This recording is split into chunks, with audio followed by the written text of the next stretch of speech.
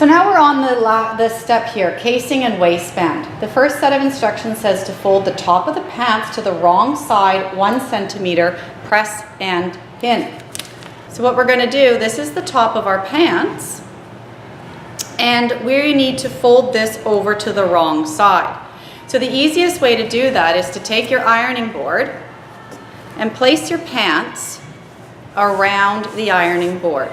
And then this way you can measure and pin all as you go. So the first step is we need to take what's called a seam gauge. And these seam gauges are great because they allow you to set how far you want the distance to be. So I want 1 centimeter, so I'm going to go on the smaller side, and I'm going to line up the straight edge with my 1 centimeter line. So now what I can do is when I fold this over, I can line up this straight edge with the bottom of my material and the other part at the top. So now I can press right beside it, move over, hold this area down, and now I can press that distance in between.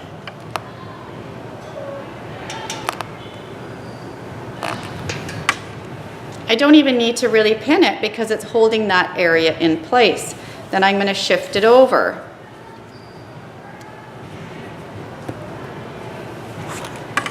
And I'm going to do this all the way around the top of my pants. So just a really small seam here at a 1 centimeter.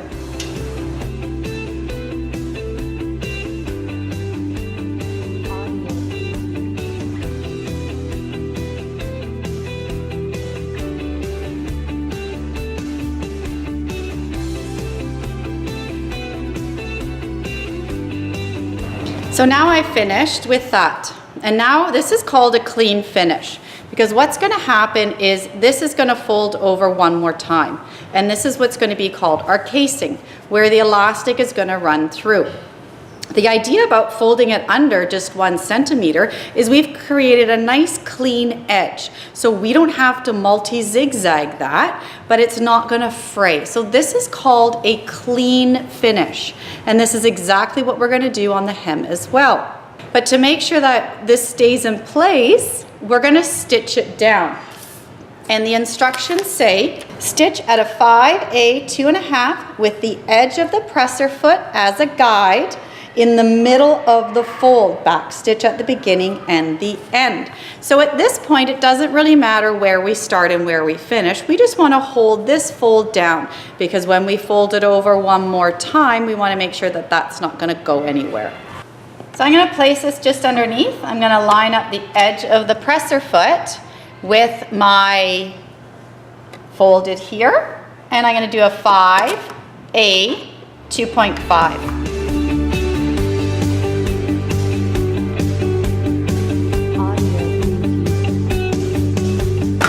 You want to make sure that you're not going to go over your hole. So we want to make sure that this stays clear, and that's why we only want to do it 1 centimeter.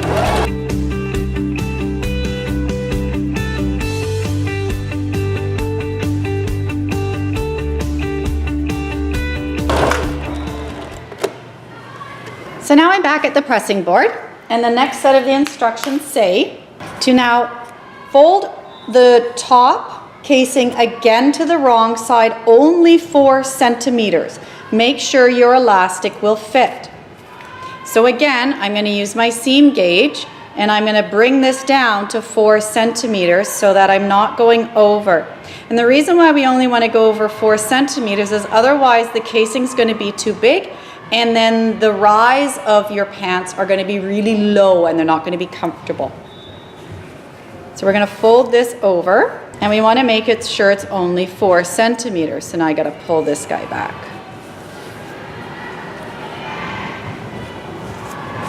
And I'm going to give that a press.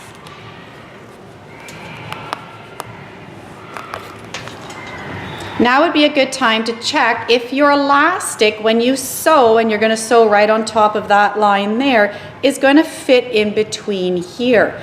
All of your elastic should be about 2.5 centimeters in depth, and it should have no problems fitting in there.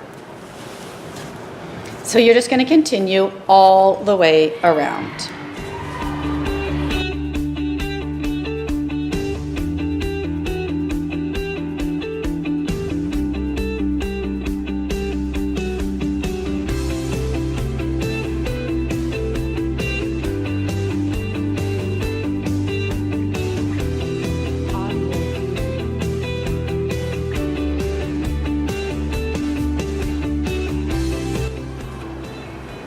When you get to this seam here, make sure you're going in the same direction as you've already gone.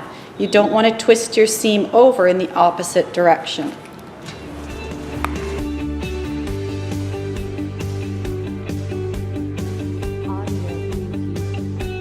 So now it's pressed. The next thing we're going to do, which is not on the instructions, is we're going to put a little tab so that we know that this is the back of our pant. So you can take this ribbon and you're going to cut about 5 centimeters. You don't need to do any more than that. And you're going to fold it in half. Then you're going to attach it onto this area here. So the idea is that it's going to hang down into the back, so we're able to see what the back of our pants are. So lay it in there, and you're just going to pin it, and you're just going to sew right over top of that area there. You can just pin like this. So just line it up so it's about in the center, and you're just going to stitch over it. Okay. What I would do is probably stitch all the way to the end, and then back stitch, and then just repeat one more time. And now we'll have a little tab to show us where the back of our pants are. Before we do our top stitching, we want to make sure that all of our seams line up. And the way you want to check that is if your sewn seam lines up directly with the seam down there. And you're going to check the front, you're going to check both sides, that they're absolutely perfect. What we don't want to see is that they're off like this. If they're off, what's going to happen is your whole casing is going to twist.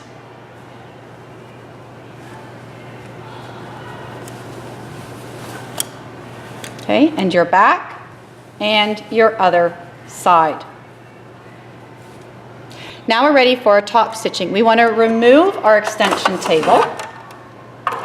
And you can see that it's got a nice opening here, and it's going to make it really easy for us to sew in the round. What I like to do to give me a guide is I line up the edge of my fold line right with the end of this silver plate here. And I think the instructions tell us that.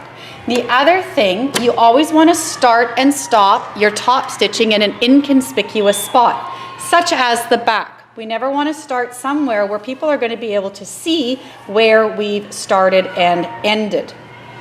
So I'm going to do a straight stitch. I'm going to make sure I'm just doing a little bit forward, a little bit back. The bobbin color is the color that's going to be showing. So if your bobbin color is a color that you don't want showing, now's the time to change that. Forwards 3, backwards 3, and I'm going to keep my eye so that my fold is lined up absolutely perfectly. You might want to just stretch it just a little bit.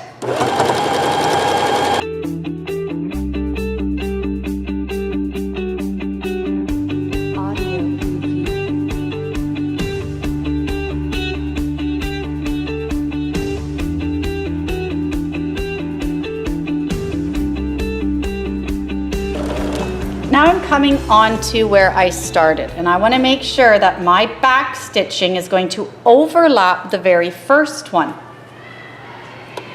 So we're going to slow it down a little bit, and I want to overlap my original stitching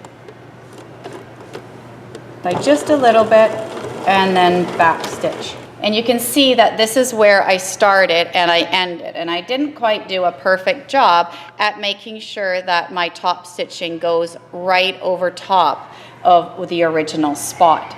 but it's in the back, and most people, it's not obvious if it's in the back. So what I'm looking for is that your top stitching from the front, from the good side, is absolutely even and straight. Now you're ready to insert your elastic, and the elastic is going to go right in this hole here.